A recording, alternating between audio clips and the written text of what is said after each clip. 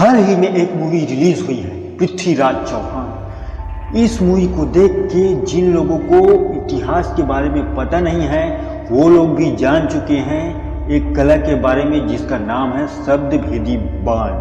ये कला पृथ्वीराज चौहान जी को बहुत ही अच्छे से आता था, जिस कला के द्वारा आप बिना देखे, बिना अगर आप अंधे भी हैं, आप देख नहीं सकते तो भी आप शब्द को सुन के उस पर बाण चला सकते हैं। इस कला को कहते हैं शब्द भेदी बाण। तो ये कला पृथ्वीराज चौहान को कैसे मिली? क्योंकि वो कलयुग के सम्राट थे। ये कला तो पाया जाता था महाभारत के ज़माने में।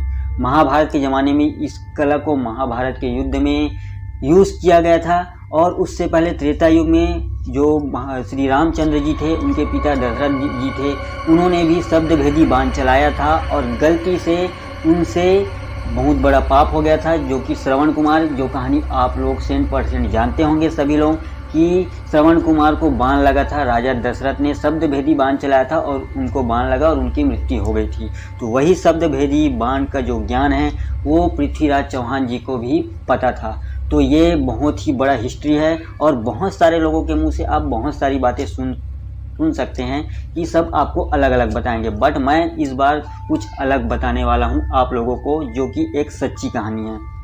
तो बहुत समय पहले चलते हैं, बहुत पीछे चलते हैं।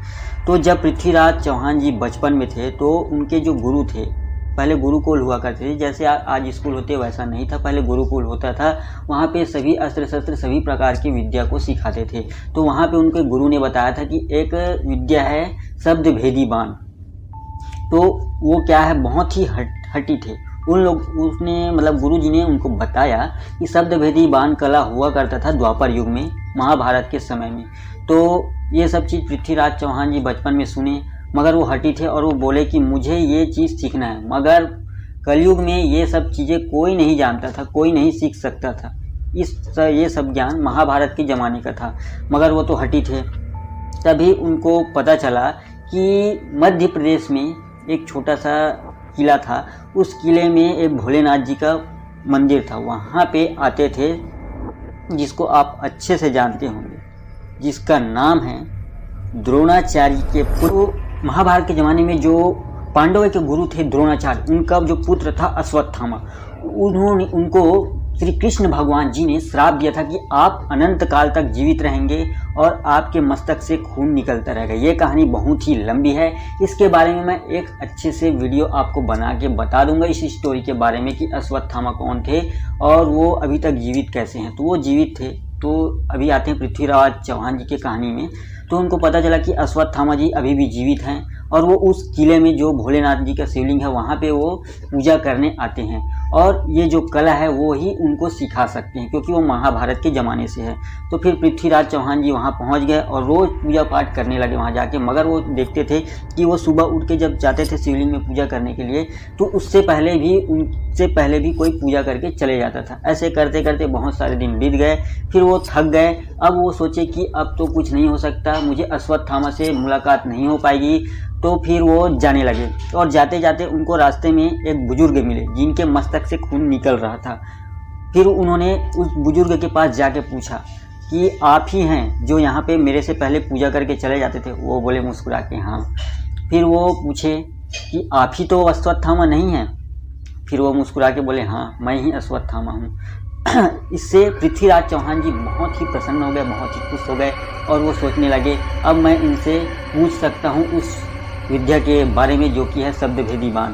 तो उन्होंने पूछा कि क्या मैं आपका जो अस्त्र शस्त्र है, जो दिव्य शस्त्र चलाने का जो क्रिया है, जो ज्ञान है, वो मैं आपसे ले सकता हूँ, क्या आप मुझे प्रदान करेंगे? तो अश्वत्थामा बोले ये सब चीज़ मैं अभी आपको इस समय कलयुग में कोई नहीं चला सकता जो दिव्य अस्त्र है। अगर मैं आपको दे भी दूँ तो हो सकता है आपका शरीर उस अस्त्र को चलाते हुए जल जाए, क्योंकि इसे चलाना बहुत ही मुश्किल होता है। तो मैं आप लोगों को ज्ञान के मतलब अश्वत्थामा जी के बारे में एक चीज़ बता दूँ कि वो भगवान भोलेनाथ जी के ही अंश है। अश्वत्थामा जी भगवान जो रुद्र है भोलेनाथ जी, उनके ही अंश है अश्वत्थामा जी। इसीलिए वो हर प्रकार के अस्त्र शस्त्र की जानकारी रखते थे और हर प्रकार के शस्त्र को चला सकते थे। तो पृथ्वीराज चौहान जी फिर दुखी हो गए और जाने लगे। तभी अश्वत्थामा ने कहा, मैं आपसे प्रसन्न हूँ, क्योंकि वो तो भविष्य के ज्ञाता थे। अश्वत्थामा जी जान गए थे पृथ्वीराज चौहान जी के बारे में कि उन्हें इस जो विद्या है शब्दभेदी ज्ञान का, उसको आगे उनको ज़रूरत पड़ेगा। तो इसलिए अश्वत्थामा ने पृथ्वीराज चौहान जी को रोका और कहा, ठीक है, मैं आपको शब्दभेदी ज्ञान जो है उसको मैं आपको सिखा सकता हूँ।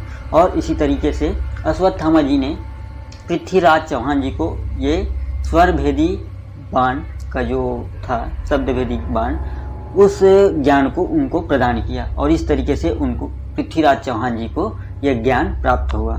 तो मूवी में तो आपको दिखाया ही गया होगा और मैं इसको डिटेल में आपको एक्सप्लेन कर दिया हूँ कि किस तरीके से उनको शब्दभेदी बाण का ज्ञान हुआ है पृथ्वीराज चौहान जी को।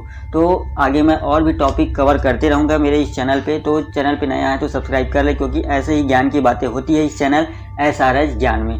और थोड़ी बहुत बीच बीच में मैं हॉरर स्टोरी भी बताता हूँ जो कि सत्य घटना होती है। तो अगर आपके पास भी सत्य घटना है तो नीचे डिस्क्रिप्शन में आपको मेरे इंस्टाग्राम का जो चैनल है इंस्टाग्राम का जो लिंक है वो मिल जाएगा, जाके फॉलो कर ले और वहाँ पे मुझे आप अपनी स्टोरी DM कर सकते हैं। और हो सकता है कि आपकी स्टोरी मैं वीडियो के माध्यम से अपने चैनल पे अपलोड करूँ और आपकी कहानी दुनिया में हर लोग जान सके। तो आज के लिए बस इतना ही।